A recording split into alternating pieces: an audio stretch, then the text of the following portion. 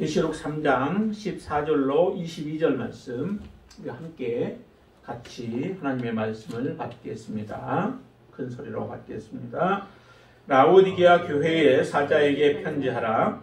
아멘이시요 충성되고 참된 증인이시요 하나님의 창조의 근본이시간 이르시되 내가 내 행위를 아노니 내가 차지도 아니하고 뜨겁지도 아니하도다.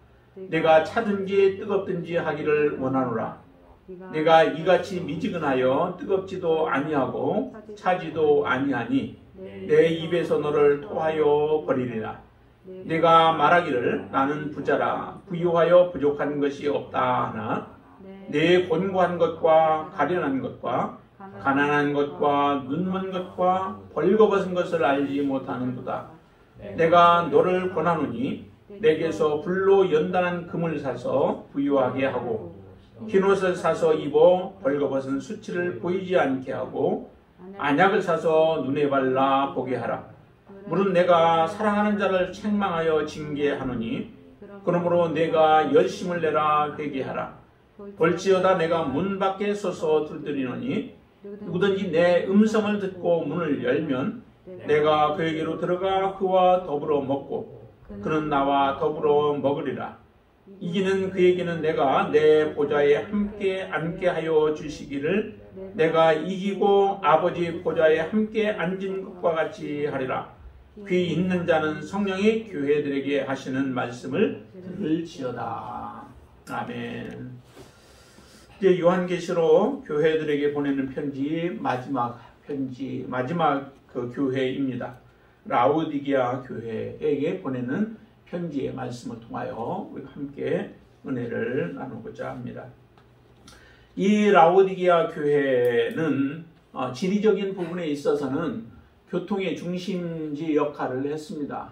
그래서 교통과 또 문물이 많이 오고 가고 하기 때문에 이 라오디게아에도 굉장히 부유한 그런 라오디게아의 지역입니다.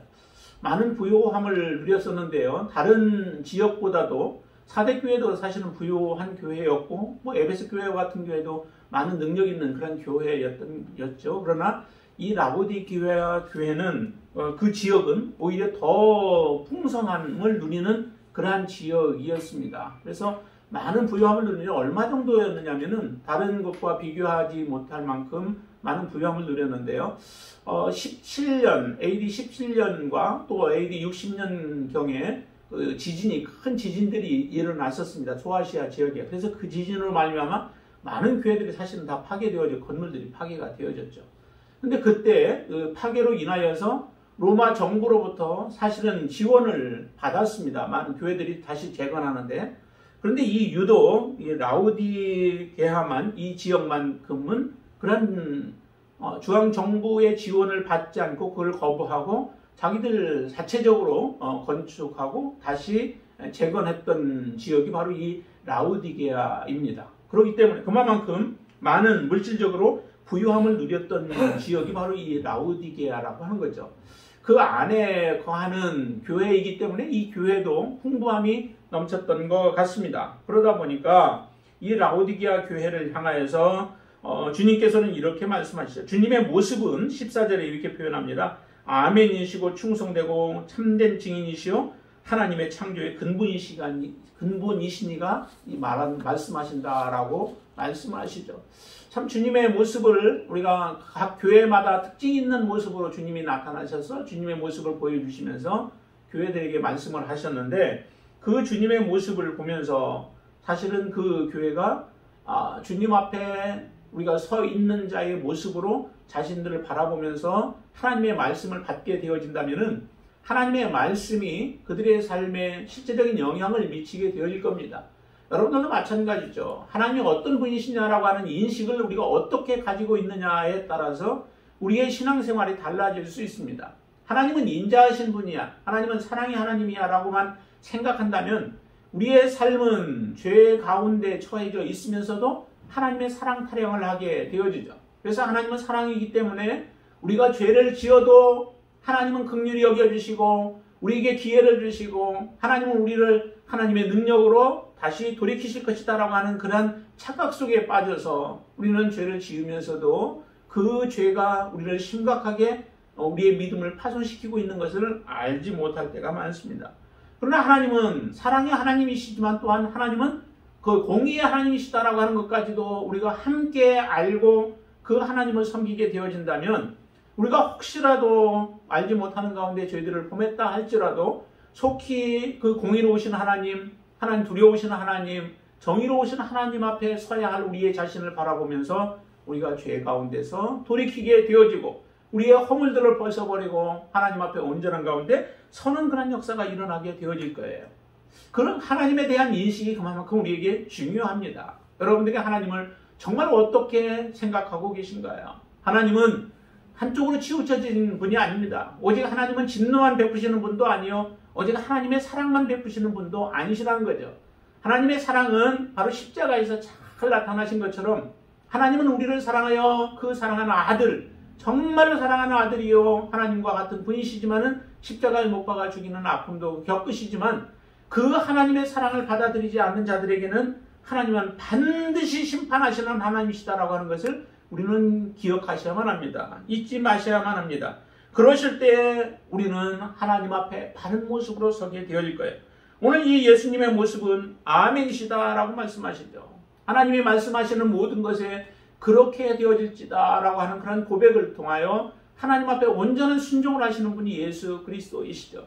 첫 아담은 불순종함으로 인하여 죄가 이 땅에 들어오게 하고 모든 사람을 죽음으로 내몰았던 사람이 첫 아담이었습니다. 그러나 둘째 아담 예수 그리스도는 하나님의 말씀에 조금도 벗어나지 아니하시고 온전하게 하나님의 말씀을 준행하신 분이 예수 그리스도이십니다. 그 예수 그리스도 그분이 행하신 그대로 우리가 또한 예수 그리스도의 말씀 가운데 어떻게 서는가에 따라서 우리를 하나님이 받아주시기도 하고 심판 가운데 내몰기도 하실 것입니다. 아멘이 되신 예수 그리스도의 삶과 같이 우리의 인생도 아멘의 삶을 살 수 있게 되기를 바랍니다. 하나님이 주신 말씀대로 아멘으로 받아들이고 그 말씀대로 순종하고 복종하여서 하나님의 뜻을 온전히 이루는 믿음의 사람이 되어지길 원합니다. 아멘이신 예수 그리스도 그리고 충성되고 참된 증인이 되신다라고 말씀하시죠. 참되시고 온전한 충성되고 신실하신 분이시고 그리고 나서 참된 증인의 삶을 사셔서 마지막까지 죽기까지 증인의 온전한 삶을 사셨던 분이 예수 그리스도이십니다. 그 예수 그리스도의 삶을 우리가 뒤쫓아가는 가는 사람이 바로 그리스도인들이요 하나님의 자녀들입니다. 또한 그 하나님은 예수 그리스도는 하나님의 창조의 근본이 되신다라고 말씀하시죠. 창조하시는 데 있어서 예수 그리스도가 함께 하셨고 하나님과 함께 하셔서 모든 창조가 예수 그리스도 없이는 되어진 것이 없는 그러한 창조의 근본이 되시는 주님 앞에 서야 할 우리들이라면 우리의 삶의 모습을 다시 한번 이 라오디게아 교회를 향하여 외치신 주님의 말씀을 우리의 심령 가운데 또 우리의 삶 가운데 우리의 생각 가운데 다시 한번 우리가 그 말씀을 받음으로 인하여 우리의 삶에 다시 회개의 역사가 일어나는 그런 저와 여러분들 되시기를 바랍니다. 그 주님이 말씀하십니다. 15절 말씀하시는데 내가 내 행위를 안다라고 말씀하십니다. 여러분들의 행위를 아신다는 거죠. 계속적으로 지금 7번에 걸쳐서 지금 말씀하셨습니다. 내 행위를 안다라고 말씀하시는데 우리의 행위를 아시는 하나님 앞에 우리가 정말 흠이 없는 모습으로 드러날 수 있게 되기를 바랍니다. 그 주님이 말씀합니다. 너는 뜨겁지도 아니하고 또 내가 차든지 뜨겁든지 하기를 원한다라고 말씀하시죠. 참 이 말씀은 실제 그 라오디게아 지역의 특성과도 우리가 좀 같이 견주어서 볼 수 있습니다. 이 라오디게아 지역은 모든 부분들에 있어서 사실은 풍성하였죠. 물질적인 부분에 있어서 부족함이 없었고 풍성함을 누렸고 또한 그 흙 양모를 통하여서 모직이 많이 발달하여서 많은 사람들이 부러워하는 그런 모습을 갖췄습니다. 그런 것으로 인하여 많은 물질들을 얻기도 했죠. 그렇지만 반면에 이 라오디게아 지역에 살고 있는 사람들이 불편한 것이 하나가 있었는데 그거는 음료의 문제였습니다. 먹는 물이 그들에게는 좋지 아니하여서 그 물 때문에 많은 어려움들을 겪었던 사람들이 바로 이 라오디게아 지역에 살고 있었던 사람들의 모습입니다. 다시 말하면 좋은 물이 없었다는 거죠. 그로 인하여서 물을 두 군데서 오게 되어졌는데 하나는 북쪽에 히에라볼리라고 하는 지역에서 오는 물이 있었는데 그것은 온천수였습니다. 뜨거운 물이 나오는 그런 물이었는데 그것을 한 10km 정도 걸쳐서 수로를 통해서 오다 보니까 뜨거웠던 물들이 이 지역까지 라오디게아 지역까지 오다 보니까 다 오히려 미지근해져 버리는 그런 일이 일어났고 또 하나는 먹을 수 있는 그런 물 중에 하나가 이게 동남쪽에 있는 골로새 지역에서 오는 그런 차온 물이 있었습니다. 그 물이 또 수로를 통해서 오다 보니까 그 물도 차온 물이 결국 도착했을 때에는 미지근한 물로 변화되어졌던 이런 모습들을 보게 되어지죠. 실제 그렇기 때문에 이 라오디게아 지역에 살고 있었던 사람들은 많은 불편함을 겪었습니다. 그 모습이 실제 이 라오디게아 교회의 성도들의 신앙의 모습과도 동일한 모습들이었던 것을 주께서는 간파하시고 지금 말씀하시는 겁니다. 너희들이 왜 말씀하시기를 내가 차지도 아니하고 뜨겁지도 아니하도다. 내가 차든지 뜨겁든지 하기를 원하노라 라고 하는 거예요. 실제 물은 그렇죠. 우리가 여름에는 찬물을 먹기를 원하고 겨울에는 따뜻한 물을 먹기를 원하죠. 미지근한 물로 또 필요할 때도 있겠지만은 그러나 차든지 뜨겁든지 할 때 그 물을 우리는 좋아하게 되어지듯이 하나님 앞에 우리의 신앙의 모습이 정말 어떤 모습으로 우리의 모습이 비춰질 때 하나님이 기뻐하시는지를 지금 여기서 말씀합니다. 16절에 그렇게 말씀하시죠. 내가 이같이 미지근하여 뜨겁지도 아니하고 차지도 아니하다. 왜 라오디게아 교회의 신앙이 이처럼 미지근한 신앙이 되어졌을까? 미지근한 신앙이 되어진 그 원인 가운데 크게 보면은 두 가지로 우리가 볼 수 있습니다. 하나는 세속화의 모습이라는 거죠. 세속화는 물질이 부유하게 되어지면은 바로 이 세속화가 일어나게 되어져요. 여러분들의 삶이 좀 힘들었을 때 나의 믿음의 삶이 더 하나님을 뜨겁게 사랑했던가 아니면은 나의 모든 물질들이 채워져서 부족함이 없는 그리고 넉넉하게 살아가고 불편함이 없이 살아갈 수 있는 상태가 되어졌을 때 나의 믿음이 더 하나님을 향하여 열정적으로 섬기게 되어졌는가라고 하는 것들을 생각해 보면 쉽게 우리가 알 수 있을 거예요. 모든 부분에 있어서 부족함이 없게 우리가 채워졌을 때 그때는 우리의 믿음도 점점 약해져 가는 그런 모습을 보게 되어집니다. 이 라오디게아 지역에 있는 사람들과 라오디게아 교회의 모습도 이런 모습이라는 거죠. 물질적으로 전혀 부족함이 없어요. 이제 물질이 필요할 때는 돈을 가지고 모든 것을 구비하게 되어진다면 자기의 불편한 부분들을 다 채울 수 있는 그러한 상태가 되어졌다는 거죠. 이로 인하여서 그들은 하나님을 찾을 이유가 없는 겁니다. 하나님 없이도 돈만 있으면 모든 것들이 해결되어질 수 있다는 거예요. 돈이 그만큼 힘이 생겨지게 되어지죠. 그러다 보면 우리의 믿음은 점점 약해지게 되어 있습니다. 하나님을 부르는 대신에 돈을 찾게 되어지고 통장을 우리는 보게 되어지죠. 교회들이 자립되었느냐라고 하는 것들에 대해서 교회를 많이 이야기를 합니다. 자립교회인가? 아니면 미자립교회인가? 라고 하는 것들을 우리가 얘기를 하죠. 자립되어져서 많은 물질, 돈이 잔고에 쌓여지게 되어진다면 그로 인하여서 교회는 점점 부패해져 가기 쉽다라고 하는 거죠. 그래서 매년 우리가 그 계획을 세울 때는 0으로 시작해서 계획을 세우다라고 하는 그런 말들을 하게 되어집니다. 그것은 모든 것을 정말 하나님의 도우심과 하나님의 은혜가 아니고는 우리가 살아갈 수 없습니다라고 하는 그런 고백을 하며 살아가는 삶이 하나님이 기뻐하시는 삶이라는 거죠.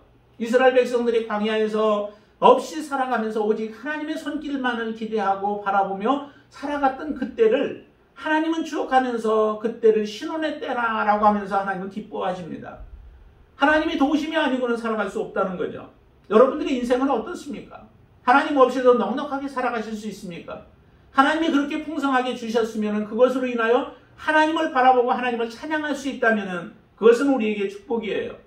그러나 하나님이 부어주신 축복으로 말미암아 오히려 하나님을 외면하고 세상을 향하여 세상과 짝하여 살아가게 되어진다면 그 물질은 우리에게 축복이 아니라 저주가 되어진다는 것을 반드시 기억하시길 바랍니다. 다시 말하면은 이 세속화되어졌다라고 하는 것은 우리가 두 주인을 섬기는 것과 같은 모습이에요. 두 주인, 하나님을 섬기되 물질을 섬기는 거죠. 하나님과 물질을 겸하여 섬길 수 없다라고 주님은 말씀하십니다. 그런데도 사람들은 섬길 수 있다는 거죠. 그러기에 우리의 손에 하나님 좀 더 물질적으로 풍요하게 채워주셔서 우리가 물질의 어려움 겪지 않도록 해달라고 하는 그런 기도들을 우리는 하게 되어지죠. 두 가지가 가능한 줄로 생각하는 거예요. 그러나 가능하지 않습니다. 하나님을 우리가 섬기든지 아니면 물질을 하나님을 섬기는 데에 그것을 이용하는 그런 모습으로 우리가 삶을 살아가게 되어진다면은 두 주인을 섬기지 않고 바르게 살아가지만 그러나 대부분의 경우들은 두 주인을 섬기지 못하고 그 가운데 서서 두 주인을 섬기는 이것도 저것도 다 섬기려고 하지만 그거는 하나도 섬기지 못하는 삶이 되어지죠. 이렇게 미지근한 삶이 되어지는데 또 한 가지 미지근한 삶을 살아가게 되어지는 그 원인 중에 하나가 그게 교만이라고 하는 거예요. 내 안에 잘 잡고 있는 교만. 그 교만으로 말미암아 다시 말하면 하나님의 도우심을 구하지 않고 내 힘으로 내 능력으로 모든 것들을 하겠다라고 하는 그러한 생각이 우리의 믿음을 점점 무너뜨리는 결과를 가져오게 되어진다는 겁니다. 다니엘서에 보면은 느부갓네살 왕에 대한 얘기를 거기 한 부분을 말씀을 하죠. 느부갓네살이 굉장히 힘이 있고 능력이 있습니다. 환상을 보았죠. 그런데 그 환상을 보았을 때 정말 그 화려한 모습이 느부갓네살 왕의 모습이다라고 하면서도 그러면서 다니엘이 그 해석들을 풀어내면서 그렇게 얘기를 하죠. 당신이 너무도 교만하여서 당신이 모든 하나님 앞에서 능력 있는 그런 자로 인정하고 하나님을 인정하지 않음으로 인하여서 여러 가지 어려움들을 겪게 되어지는데 한번 보실까요? 다니엘서 한번 보세요. 다니엘서 4장을 한번 펴보세요. 우리의 모습 속에 이와 같은 일들이 점점 일어나기가 참 쉽습니다. 그럴 때마다 우리가 이 말씀들을 보면서 우리의 자신을 하나님 앞에 겸손한 모습으로 세울 수 있게 되어지기를 바랍니다. 4장 먼저 25절 한번 보시죠. 25절 같이 한번 제가 먼저 읽습니다. 4장 25절에 왕이 사람에게서 쫓겨나서 들짐승과 함께 살며 소처럼 풀을 먹으며 하늘 이슬에 젖을 것이요 이와 같이 7대를 지낼 것이라. 그때에 지극히 높으신 이가 사람의 나라를 다스리시며 자기의 뜻대로 그것을 누구에게든지 주시는 줄을 알리이다. 26절 같이 읽습니다. 또 그들이 그 나무 뿌리에 그루터기를 남겨두라 하였은즉 하나님이 다스리시는 줄을 왕이 깨달은 후에야 왕의 나라가 견고하리이다 라고 이렇게 풀어내죠. 풀어내시는데 이 일이 언제 이루어지는지를 보세요. 자, 29절 말씀 보세요. 29절부터 한번 읽습니다. 12달이 지난 후에 내가 바벨론 왕궁 지붕에서 거닐세 나 왕이 말하여 이르되 이 큰 바벨론은 누가? 내가 능력과 권세로 건설하여 나의 도성으로 삼고 이것으로 내 위엄의 영광을 나타낸 것이 아니냐 하였더니 이 말이 아직도 자기 입에서 딱 떨어지지도 않았을 때 혼잣말로 하는데 하나님이 다 보고 계시는 거죠. 다 듣고 계시는 거죠. 그 심령을 살펴보시는 가운데서 이와 같은 교만한 마음이 그 속에 있을 때에 그 말이 아직도 나 왕의 입에 있을 때에 하늘에서 소리가 내려 이르되 느부갓네살 왕아 내게 말하노니 나라의 왕이가 내게서 떠났느니라 라고 하는 하나님의 그 말씀을 말씀하신 이후에 곧바로 그는 어떤 일들이 일어나요? 예언했던 그 일이 그대로 이루어집니다. 32절 보세요. 내가 사람에게서 쫓겨나서 들짐승과 함께 살면서 소처럼 풀을 먹을 것이요 이와 같이 7대를 지내서 지극히 높으신 이가 사람의 나라를 다스리며 자기의 뜻대로 그것을 누구에든지 주시는 줄을 알기까지 이르리라 하더라. 그 이후에 이 느부갓네살은 진짜 짐승처럼 되어져서 사람에게서 쫓겨났고 33절에 소처럼 풀을 먹으며 몸이 하늘 이슬에 젖고 머리털이 독수리 털과 같이 자랐고 손톱은 새 발톱과 같이 되었다라고 하는 말씀을 하시죠. 그리고 나서 회복은 그가 나중에 7대가 지난 후에 그 기한이 찬 후에 느부갓네살 왕이 하늘을 우러러서 하나님을 이제 바라보게 되어지죠. 그때 하나님께서 지극히 높으신 이에게 감사하며 영생하시는 이를 찬양하고 경배하였다라고 얘기를 합니다. 그에게 다시 총명이 돌아옴으로 인하여 그는 다시 하나님 앞에 찬양하게 되어지는 이런 일이 일어나게 되어지죠. 교만함으로 인하여서 하나님을 버리게 되어진다는 거죠. 교만함으로 인하여서 우리가 하나님을 찾기를 거부하고 우리의 믿음이 미지근한 믿음으로 바뀌어져 버리는 거예요. 때가 가까웠다고 해도, 말세가 지금 가까워온다고 해도 사람들은 그 가운데서 돌이키려고 하지 않습니다. 사람들은 하나님을 찾지 않습니다. 계시록 마지막 계시록 내용들을 우리가 보면은 그 안에서 악한 자들의 모습은 우리가 볼 때 지혜 있는 사람들이 바라볼 때는 속히 회개하고 돌이켜서 하나님께로 나와 하나님의 긍휼하심을 잊기를 우리가 간절히 바라는데, 악한 자들은 그 악한 길에서 돌이키지 않는다라고 말씀합니다. 의인들만 하나님 앞에 온전함으로 서서 하나님을 바라보고 하나님의 긍휼하심 속에서 살아가는 그 모습을 우리에게 보여주듯이, 이처럼 악한 자들은 하나님을 점점점 더 멀리한다라고 하는 거죠. 그 결과 미지근한 신앙이 되어져 있는 그 모습을 보게 됩니다. 그러면은 이런 미지근한 모습, 우리의 교만이나 아니면은 두 주인을 섬김으로 인하여서 세속화되어져서 결국에 우리의 믿음이 미지근한 믿음이 되어져 버린다면은 우리의 결과는 어떤 모습이 되어질까요? 16절의 후반절에 보니까 내 입에서 너를 토하여 버리리라 라고 하시는 하나님의 엄중한 말씀을 듣게 되어집니다. 우리를 토하여 내쳐버리겠다라고 하는 거예요. 참 이런 모습, 내 속이 거북하게 되어지면 얼마나 힘들어요. 받지를 않는 거예요. 먹으려고 해도 받지를 않아요. 그러기에 토할 수밖에 없는 거죠. 토해내야 속이 편안해지듯이 이와 같이 주님은 이와 같은 미지근한 믿음의 사람을 결국 토하여 버리겠다라고 하시는 하나님의 경고의 메시지를 지금 라오디게아에게 하시는 것 들으시기를 바랍니다. 17절에 이렇게 얘기합니다. 내가 말하기를 나는 부유한 부자라, 부유하여 부족한 것이 없다라고 얘기를 하죠. 참 이게 문제죠. 나는 부자다라고 생각하고 있는데 실제적으로는 부자가 아닌 겁니다. 영적으로 눈이 가리워졌고 귀가 어두워졌고 또한 마음이 둔하여져서 그는 더 이상 듣지를 못하고 보지를 못하는 거예요. 자기의 실제적인 모습을 보지도 못하면서 외적인 부분들에 있어서 부자이기에 자기는 부자라고 그렇게 주장만 하고 있는 겁니다. 얼마나 참 안타까운 모습이에요. 실제 모습을 보세요. 이 모습은 어떤 모습입니까? 이 라오디게아의 모습은 곤고한 상태라고 얘기를 하죠. 곤고한다라고 하는 그 말은 피부 살갗이 좀 두꺼워져가지고 그 두꺼워지는 것 때문에, 딱딱해지는 것 때문에 고통스러워하는 그런 모습을 이 곤고한 것이다라고 해요. 그런 곤고함을 느끼고 있고 가련하고 불쌍하죠.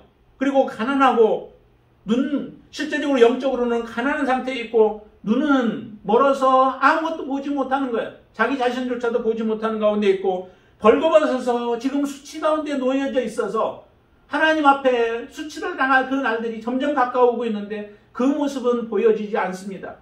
볼 수가 없습니다. 정말로 이게 안타까움이죠. 이게 고통이죠. 이와 같은 상태에 있으면 나의 모습이 어떠한지를 우리가 볼 수 있다면은 우리는 속히 그 가운데서 벗어날 수 있는 기회가 주어질 터인데 자기의 모습을 보지는 않습니다. 그렇기 때문에 자기의 모습에서 바뀌어질 가능성들이 없는 모습이죠. 이것은 지금 주님께서 마지막 지금 알려주시는 겁니다. 참으로 하나님의 은혜죠. 하나님의 은총 때문에 지금 이렇게 말씀해 주시는 겁니다. 그러면서 처방전까지 얘기를 합니다. 어떻게 해야 이것을 할 수 있을까? 주님께서 말씀하시는 처방전은 18절입니다. 한번 같이 읽습니다.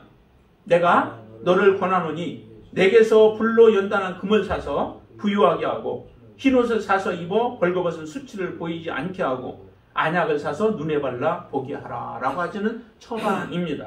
이것은 자기의 모습을 보면은 당연히 그렇게 해야 하죠. 우리가 자기 자신을 사랑하기 때문에 이와 같은 행동을 하게 되어질 거예요.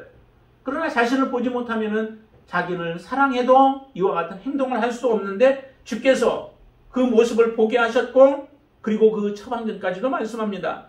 너희들은 물질로 금으로 인하여 풍성한 가운데 살아가고 있지만 그러나 실질적으로 너희들은 지금 영적인 부분들에서는 너무도 이 부요함이 없이 너희들은 궁핍한 가운데 살아가고 있는 자들이다. 그러기에 내게서 예수님을 통하여서 불로 연단한 금을 사서 부유하게 하라라고 말씀합니다.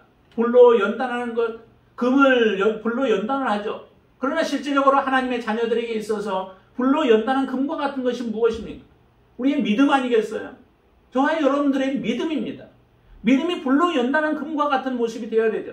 그런데 이 불로 연단한 것과 같은 믿음은 우리의 고난과 여러 가지 역경들을 통하여서 찾아옵니다.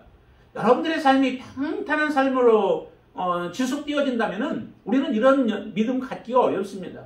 고난 가운데서 그 주님을 바라보고 소망하면서 이겨낼 때에 우리의 믿음은 불로 연단한 금과 같아서 순결한 그런 우리의 믿음이 되어지죠. 하나님 앞에 정결한 믿음이 되어져요. 깨끗한 믿음이 되어지죠. 이런 믿음으로 우리가 부유하게 하라라고 말씀하시고, 그 다음에 흰 옷을 사서 벌거벗은 수치를 보이지 않게 하라라고 말씀합니다. 흰 옷은 정결함을 의미하죠. 또한 깨끗한 거룩함을 말씀을 하시는 거죠.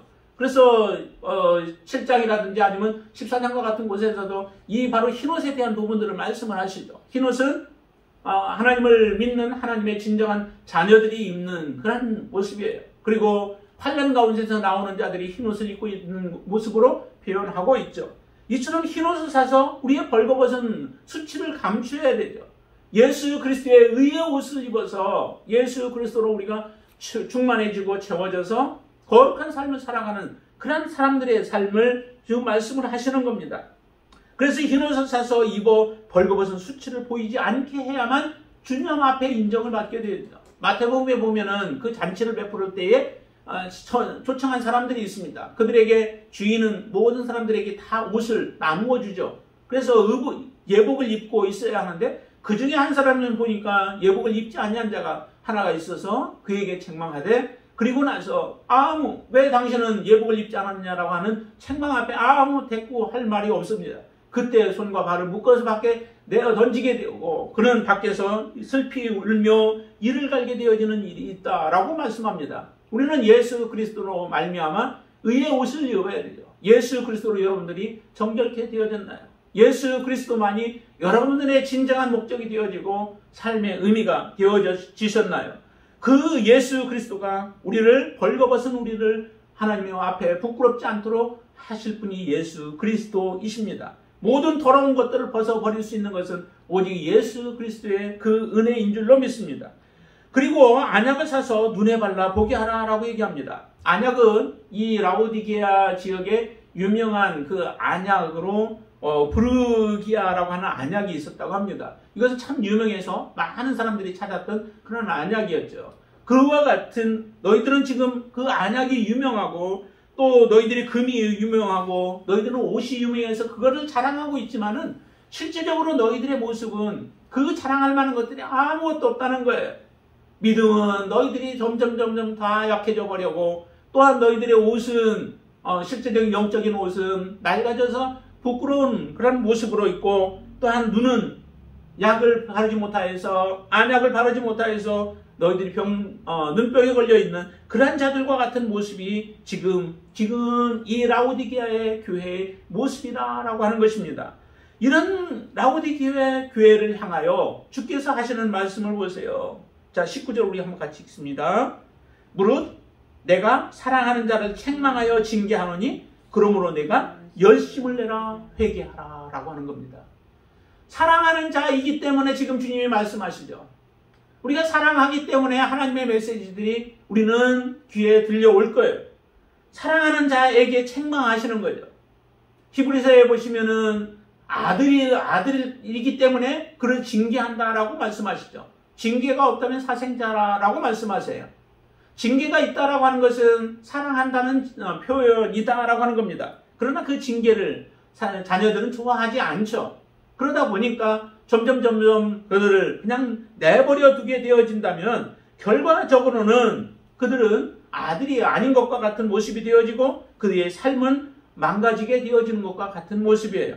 비록 들을 때는 마음이 아프고 들을 때는 그 속상한 마음이 든다 할지라도 사랑하는 자를 향하여서 책망하시는 징계의 음성을 들을 수 있는 귀가 있게 되기를 바랍니다. 하나님의 음성을 여러분들이 정말 귀 기울여 듣고 그 말씀을 우리의 삶에 적용할 수 있게 되기를 바랍니다. 그러기 위해서는 많은 피를 흘려야 되기도 하고 땀을 흘려야 될 수도 있습니다. 징계의 메시지는 우리에게 달콤하게 들려지지 않습니다. 지금 이 라오디게아 교회를 향하여서 하시는 주님의 음성이 라오디게아 교회인들이 얼마나 이 말씀을 진정으로 받아들일 수 있을까요? 나는 부자라는 거예요. 나는 부족함이 없다라고 생각하고 있습니다. 나는 하나님 앞에서 온전하다라고 생각하는 겁니다. 하나님이 보실 때에도 나의 부족함이 없다라고 생각하고 있는 그들을 향하여서 너희들은 지금 헐벗었고 그리고 너희들의 눈은 보지 못하여 맹인과 같고 너희들은 지금 부유하다고 하지만은 너희들은 가난한 자들이어서 하나님 앞에 올 수 없는 자들이라고 하는 이 책망을 들을 때 얼마나 그게 따갑고 힘들겠어요. 그렇지만은 그 말씀을 정말 이게 우리의 현실이구나라고 하는 것으로 받아들이게 되어질 때에 거기서부터 이제 시작이 되어져요. 그러기에 이 책망의 말씀을 우리가 귀담아 들을 수 있게 되기를 바랍니다. 그러면서 내가 열심을 내라는 거예요. 회개하라는 거예요. 미지근한 믿음에서 달피하여서 그곳에서부터 벗어나서 너희들이 열정을 가지고 하나님을 섬기되 진정한 하나님 믿음을 가지고 하나님을 섬기고 온전한 경건함을 가지고 주님을 섬기며 하나님을 바르게 섬기는 자들이 되어져라. 회개하고 돌이켜라. 너희들이 지금 가지고 붙잡고 있는 것들이 무엇이냐? 그것이 하나님이 아니고 세상의 것이라면 그것을 내려놓고 예수 그리스도를 붙잡고 믿음으로 나오라는 거예요. 너희들의 교만을 다 벗어버리고 하나님 앞에 겸손함으로 서서 하나님의 말씀을 순종하고 그 말씀을 복종하며 하나님 앞에 사랑으로 나오라고 하시는 하나님의 메시지 회개하라는 그 음성을 저와 여러분들도 들을 수 있게 되어지길 바랍니다.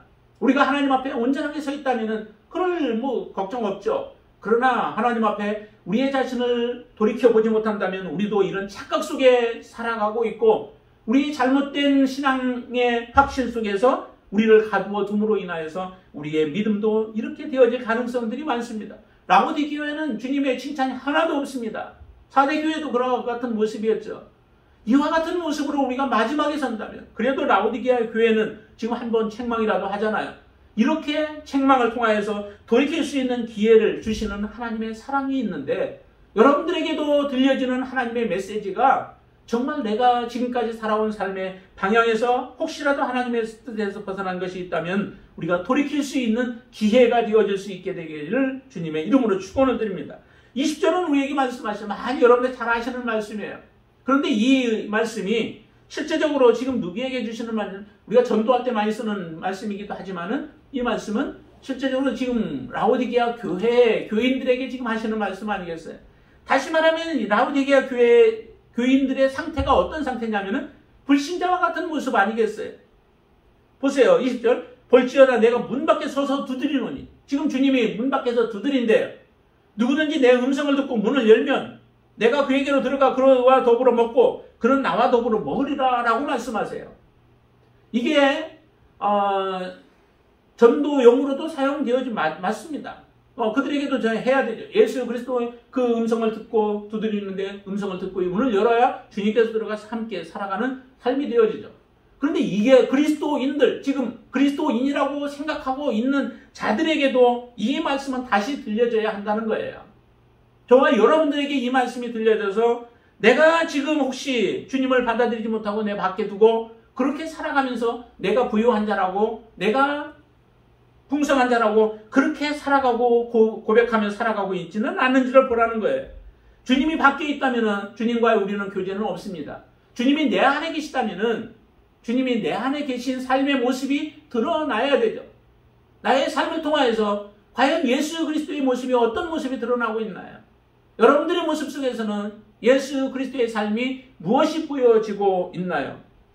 주님이 내 안에서 더불어 먹고 더불어 살게 되어졌을 때 나타나는 그런 모습이 나타나고 있다면 우리는 예수 그리스도의 진정한 하나님의 자녀로서 구원받은 하나님의 자녀로서 이 땅에서 살아가고 있지만 그런 모습이 없다면 지금 주님은 내 밖에 계시다라고 하는 것을 우리는 인정하셔야만 합니다. 이렇게 되어질 때에 인정할 때 우리가 하나님 앞에 돌아갈 수 있는 기회가 생겨지는 거예요. 참 이 세상은 참 오묘하더라고요. 산불이 지금 얼마 전에 우리나라도 산불이 나가지고 많은 피해를 봤는데 산불이 나야 또 좋은 것이 있더라고요. 산불이 났을 때만 할 수 있는 일이 있다는 거예요. 그게 뭐냐면은 자이언트 메타세콰이아라고 하는 것이 있는데요. 그 나무는 한 아파트 한 30층 정도의 높이까지 자라는 나무, 굉장히 거대하죠.